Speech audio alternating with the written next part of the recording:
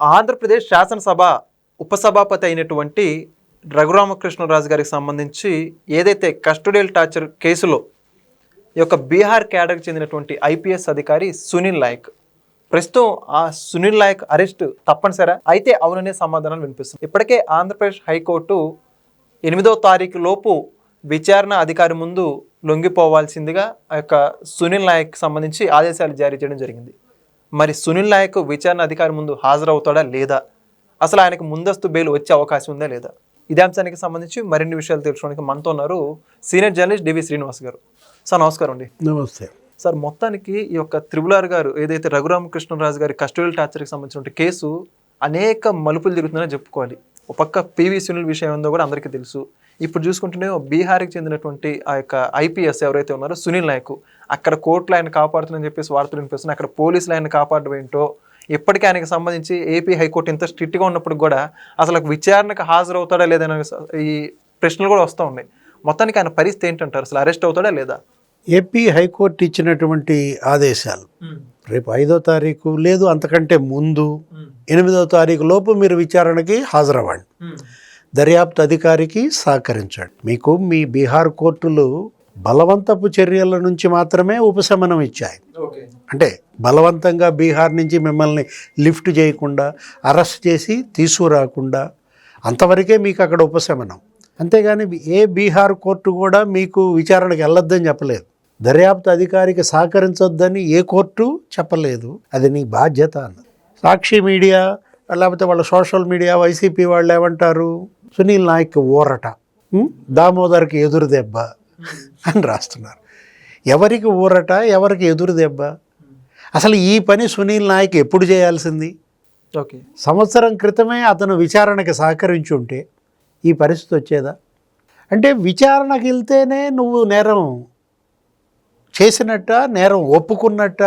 పౌరుడి బాధ్యత ఏది? ఇప్పుడు నువ్వైనా సరే ఏ పోలీస్ అధికారైనా నీకు నోటీస్ పంపుతాడు, వాట్సాప్లో పంపుతాడు, పలానా రోజు రమ్మని. సోషల్ మీడియాలో పనిచేసే వాళ్ళందరికీ అలాగే వస్తున్నాయి కదా. మనం వెళ్తాం, లేదు కాసేపు వాయిదా అడుగుతాం, పలానా రోజు వస్తామని చెప్తాం, కన్విన్స్ చేసుకుంటాం, వెళ్తాం, మన వాదన వినిపిస్తాం. అధికారి యొక్క బాధ్యత, ఆయన యొక్క అధికారం, ఎవరినైనా ఎప్పుడైనా దర్యాప్తుకు పిలిచే అధికారం వాళ్ళకు ఉంటే, ఇతను పోలీస్ అధికారి అయి ఉండి, ఐపీఎస్ అయి ఉండి మరో పోలీస్ అధికారి యొక్క బాధ్యతని ప్రశ్నించాడు. నాకు తెలిసి లాస్ట్ డిసెంబర్ 4వ తారీఖు ఈయనకి నోటీస్ వచ్చింది, ఎంక్వైరీకి రమ్మని. వెళ్ళలా. కిందటి సంవత్సరం డిసెంబర్ 6న వచ్చింది, వెళ్ళలా. డిసెంబర్ 15 ఇచ్చారు, వెళ్ళకుండా మా అమ్మకి క్యాన్సర్ అంటాడు, మా నాన్నకి పెరాలసిస్ అంటాడు. లేదు అసలు ఏకంగా మనం చూసాం, దామోదర్ టీం 13 మంది సభ్యులు బీహార్ వెళ్ళారు ఈయన తీసుకురావడం కోసం, విచారణకు తీసుకురావడం కోసం. ఒక ఐపీఎస్ని ఇంకో రాష్ట్రం, ఈ ఐపీఎస్ వెళ్ళాలా అంటే దొంగల కోసం వెళ్ళటం తెలుసు మనకి. నేరస్తులు, కరడుగట్టిన నేరస్తులు పారిపోతారు. ఇప్పుడు మనం చూసాం, అతను ఎవరు, లిక్కర్ కేసులో 52వ వాడు, డెన్ ఇన్ఛార్జ్ ప్రణయ్ ప్రకాష్ పారిపోయాడు. ఎక్కడ? నేపాల్ దగ్గర ఎక్కడ దొరికాడు. ఇట్లా పారిపోయినటువంటి నేరస్తులు లేకపోతే పరారీలో ఉన్నాళ్ళు, వాళ్ళకి లుకౌట్ ఇస్తారు, రెడ్ కార్నర్ నోటీస్ జారీ చేస్తారు. ఫస్ట్ టైం దేశ చరిత్రలో ఒక ఐపీఎస్ కోసం లుకౌట్, ఒక ఐపీఎస్ కోసం రెడ్ కార్నర్ నోటీసులు జారీ చేయాల్సిన పరిస్థితి ఎందుకు వచ్చింది? ఎవరు కల్పించారు? పిలిచినప్పుడు హాజరుకి అయితే నీకు మరి రెడ్ కార్నర్ ఎందుకు వచ్చేది? సునీల్ నాయక్ తాను ప్రశ్నించుకోవాలి. ఇవాళ హైకోర్టు ఇచ్చినటువంటి ఆదేశాలు సునీల్ నాయక్ ఆయన చేసిన తప్పుల్ని మరోసారి ఎత్తి చూపాయి. బీహార్లో ఒక యుద్ధ వాతావరణం సృష్టించాడు. ఆయన ఇంటికి వాళ్ళు పోలీసు అధికారులు వచ్చి మొత్తం ఎంక్వైరీ చేసి నోటీస్ ఇచ్చారు, అరెస్ట్ వారెంట్ ఇచ్చారు. ఏం చేయాలి? నువ్వు ఒబ్లైజ్ చేయాలి, సంతకం పెట్టాలి, తీసుకోవాలి. ఒక 100 మంది హోంగార్డుల్ని చుట్టూతా పిలిపించుకుని మోహరించుకుని యుద్ధ వాతావరణం సృష్టిస్తే దామోదర్ని ఆయన విధులకి ఆటంకం కల్పించాడా లేదా? దాని మీద అసలు ఒక కేసు పెట్టాలి ఈయన పైన. మళ్ళా సునీల్ నాయక్ దామోదర్ పైన కేసు పెట్టించాడు. ఇప్పుడు విధి నిర్వహణలో వచ్చిన ఐపీఎస్ అధికారిపై బీహార్ ఐపీఎస్ ఏ విధంగా కేసు పెడతాడు? అంటే ఇక్కడ కాన్ఫ్లిక్ట్ ఏది? ఇక్కడ బీహార్ పోలీస్ వర్సెస్ ఏపీ పోలీసుగా, బీహార్ గవర్నమెంట్ వర్సెస్ ఏపీ గవర్నమెంట్గా బీహార్ డీజీపీ వర్సెస్ ఏపీ డీజీపీగా మారింది. క్రియేట్ చేశారు. చిన్న అంశం, వాళ్ళు పిలిచారు, నువ్వు వెళ్తే సరిపోదు. విచారణకి వెళ్తే వాళ్ళు ఏదో అడుగుతారు ప్రశ్నలు, ఒక 100 ప్రశ్నల లిస్ట్ ఏదో ఇస్తారు, వాటికి ఆన్సర్లు చెప్పాలి. ఇంతకుముందు సునీల్ కుమార్ రాలేదా, విచారణకు వెళ్ళాడు, అతను కూడా ఒక 4 గంటలు 6 గంటలు ప్రశ్నించాడు. ఆయన చెప్పేదేదో చెప్పాడు, నాకు గుర్తులేదన్నాడు, మర్చిపోయానన్నాడు. నువ్వు కూడా అదే, గుర్తులేదను, మర్చిపోయానను. అది మామూలుగా అందరూ చెప్తున్నదే కదా. ఇప్పుడు దీనికోసం నువ్వేం చేసావు, బీహార్ డీజీపీని బక్రా చేసావు. బీహార్ గవర్నమెంట్ దీని మీద ఒక పెద్ద నోటిఫికేషన్ ఇచ్చింది. ఏది, BNS 218కి ఏదో సవరణ. కేంద్ర ప్రభుత్వం ఏదో వాళ్ళ బలగాల కోసం ఇచ్చిన చట్టాన్ని రాష్ట్ర ప్రభుత్వ పోలీసుకు కూడా వర్తిస్తూ ఇచ్చిన నోటిఫికేషన్ ఎక్కడ పెట్టుకోవాలి? ఇప్పుడు ఏపీ హైకోర్టు ఇచ్చిన ఆదేశాల నేపథ్యంలో 5 లోపు నువ్వు వెళ్తావా, 8 లోపు వెళ్ళాలి అని చెప్పిన దీంట్లో వస్తాడా? సుప్రీంకోర్టుకి వెళ్తాడా? ఇప్పుడు ఏపీ హైకోర్టు ఆదేశాలను సవాల్ చేస్తాడా? అంటే నువ్వు వస్తే విచారణకి నిన్ను అరెస్ట్ చేస్తారన్న భయమా? దానికోసం మళ్ళీ ముందస్తు బెయిల్ వేసాడు. అది 9కో ఏమో వాయిదా వేసిన పరిస్థితుల్లో 9వ తారీఖు ఏం జరుగుతుంది? 9వ తారీఖు అరెస్ట్ తప్పదా? ముందస్తు బెయిల్ డిస్మిస్సా? హైకోర్టులో డిస్మిస్ అయిన వెంటనే ఇతను అరెస్ట్ చేస్తారా? నేరం చేసే ముందు ఉండాలి ఆ భయం, ఆ బరితెగింపు. అప్పుడు లేని భయం, బరితెగింపు ఇప్పుడు ఇలా బరితెగిస్తే భయపడితే. ఒక ఎంపీ, ఒక లోక్సభ సభ్యుడు రఘురామకృష్ణరాజుని కిడ్నాప్ చేస్తారా? అరే బలవంతంగా ఆయన ఇంట్లో ఆయన పుట్టినరోజు నాడు లిఫ్ట్ చేసి తీసుకొచ్చి ఎంక్వైరీ అని చెప్పి చిత్రహింసలు పెట్టారు. విజయ్ పాల్ అక్కడ ఉన్నటువంటి ఆ ఎస్పీ అతను కూడా IPS అన్నట్టుగా కన్ఫర్డ్. అతను కూడా వెళ్ళాడు బెయిల్కి. హైకోర్టు, సుప్రీంకోర్టు సీరియస్ అయింది. అసలు ఆ ప్రాంగణానికి నువ్వే అధికారి. CID ఆ చిత్రహింసలు జరిగినటువంటి ఆ 4 గోడల మధ్య ఏది జరిగినా నీదే బాధ్యత. ఎలా తప్పించుకుంటావు?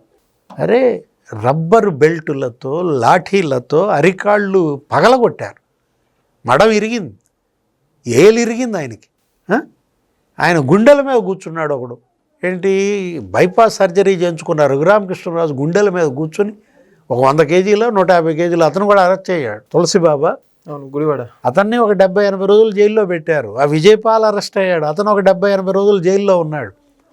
అంటే ఇప్పుడు ఒక పౌర స్వేచ్ఛ ఏది, వాళ్ళ తను అనుకున్నది తను మాట్లాడతాడు. తన యొక్క పార్లమెంటు సభ్యుడు ఆయన. అలాంటి పార్లమెంటు సభ్యుడిని ఆ విధంగా చిత్రహింసలు పెట్టి, ఆ మెడికల్ తప్పుడు రిపోర్ట్లు ఇచ్చి, ఆయనకి ఏదో జబ్బు ఉంది, ఆయన కాళ్ళు మామూలుగానే ఎర్రగుంటాయి, సొరియాసిస్ ఉంది, స్కిన్ డిసీజ్ అని రాశారు, ఫ్రాక్చర్ అయితే ఫ్రాక్చర్ కాలేదని రాశారు. సైనిక్ హాస్పిటల్లో చేరి మళ్ళీ అసలైన మెడికల్ సర్టిఫికెట్లు తీసుకొని చూపుకోవాల్సిన పరిస్థితి. ఏ పార్లమెంటు సభ్యుడికి, ఏ ఎమ్మెల్యేకి, ఏ ప్రజాప్రతినిధికి రాకూడని కష్టం అది. అంటే మీ కొమ్ములు వచ్చినాయా? పోలీస్ అంటే ఎవరిని పడితే వాడిని అప్పుడు లిఫ్ట్ చేయటం, చిత్రహింసలు పెట్టడమా? PV సునీల్ కుమార్ ఏమంటాడు, మొన్న కూడా ఏదో ట్వీట్ పెట్టాడు. ఆయన ఏదో డిప్యూటీ స్పీకర్ గేమ్స్ అక్కడ క్రీడల పోటీలు ఏదో పడితే ఆయన పడ్డట్టున్నాడు. ఆయన ఏదో ఫ్రాక్చర్ అయితే కింద పడితేనే 2 ఇరిగినాయి, కొడితే ఇంకెన్ని ఇరగాలంటాడు. దానికి ఆయన కూడా కౌంటర్ ఇచ్చాడు. ఏమని, ఇప్పుడు రా ఒకసారి పబ్లిక్లోనే నిన్ను కొడతాను, నన్ను ఎలా కొట్టారో అదే విధంగా నిన్ను కొడతా, వాటితోనే కొడతా, ఎన్ని ఇరుగుతాయో చూస్తా అన్నాడు. రెడీయా? ఇప్పుడు రఘురామకృష్ణరాజు సవాల్కి మరి PV సునీల్ కుమార్ ఓకేనా? రెడీ, జనం కూడా రెడీ. ఏది, గుంటూరు CID కార్యాలయం ప్రాంగణం ముందే పెట్టండి ఆ సినిమా ఏదో రీక్రియేట్ చేయాలంటారా? ఇప్పుడు సునీల్ కుమార్ వచ్చి మరి అట్లాగే పడుకుంటే అప్పుడే రఘురామకృష్ణరాజు ఆయన కూర్చుంటాడా గుండెల మీద? లేదు, అసలు రబ్బర్ బెల్టులు లాఠీలతో ఒకసారి ట్రింగ్ ట్రింగ్ ట్రింగ్ ఏంటి ఊహించుకుంటున్నావా? అంటే దురదృష్టం, విషాదం. మీరు IPSలు, పోలీసు ఇవాళ సర్వీస్ చేస్తామని వచ్చి మీరు చేసింది సర్వీసా? ఎక్కడున్నాడు PV సునీల్ కుమార్? ఇప్పుడు ఈ హైకోర్టు ఆదేశాల మీద ఏమైనా స్పందించాడు? ట్వీట్ ఏమైనా పెట్టాడా? ఆయన అసలు ఒక ఛానలే పెట్టేసినట్టున్నాడు. ఏది, PV సునీల్ కుమార్ అని చెప్పి. ఇప్పుడు ఆయనకి ఏదో సస్పెన్షన్ కంటిన్యూ అయినట్టుంది, ఇంకో 6 నెలలు సస్పెన్షన్ అన్నట్టున్నారు. ఈ లోపు రిటైర్ అవుతాడు అనుకుంటా. ఎందుకు టైం వేస్ట్ అని ఛానల్ పెట్టేశాడా? ఏదో వీడియోలు వదులుతున్నాడు. ఈ కేసులో రఘురామకృష్ణరాజు చిత్రహింసల కేసులో సునీల్ బ్రదర్స్ ఏది senior Sunil junior Sunil arrest తప్పదా? ఇప్పుడు సునీల్ నాయక్ రేపు పొద్దున 8వ తారీఖు, మనం అంటుంది అదే 9వ తారీఖు.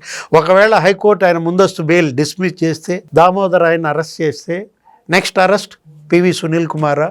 ఎందుకంటే ఈ కేసులో ఆయన A1, A2 PSR Anjaneyulu, A3 Jaganmohan Reddy. అంటే చేసిన పాపం ఎలా వెంటబడి తరుముతుంది. ఈ కేసే నీకు ఒక ఉదాహరణ. ఏది వాళ్ళ విజయపాల్, తులసిబాబు వీళ్ళందరూ జైలుకి వెళ్ళిన పరిస్థితుల్లో ఆమె కూడా, ఎవరు ఆ నీలం ప్రభావతి, ఇప్పుడు కులం అడ్డం పెట్టుకుని తప్పించుకోవాలని చూస్తున్నారు. ఇప్పుడు ఈయన ఏమంటాడు, నేను దళిత ఐపీఎస్ లేకపోతే మాల ఐపీఎస్, ఆయన మాదిగ ఐపీఎస్ అంటారు. ఎవరిని? విజయపాల్ని. లేకపోతే మళ్ళీ ఆయన ఎస్టీ కింద. ఈయనేంటి, ఈయన ట్రైబల్ ఐపీఎస్, ఈయన గిరిపుత్రుడు. ఏది ఇవాళ ఆమెమో మరి కాపు డాక్టరో వైద్యురాలో లేకపోతే బీసీ డాక్టర్ అనో అంటున్నారు. అరే మీరు చదువుకున్నారు, ఎంబీబీఎస్లు, ఎంఎస్లు, ఐపీఎస్లు, మీకు కులమా? అంటే మీరు కులం పేరుతో చేసావా ప్రతిజ్ఞ? వీళ్ళందరికీ ట్రైనింగ్ ఇస్తారు అక్కడ, ఐపీఎస్లకి, ఐఏఎస్లకి. అక్కడ ముస్సోరీలో ఒక అకాడమీ ఉంటుంది, సర్దార్ పటేల్. ఏంటి పటేల్ గారి కులం ఏంటని అడుగుతావా? అంటే కులం కళ్ళతో చూస్తారు, కులం నోటితో మాట్లాడతారు.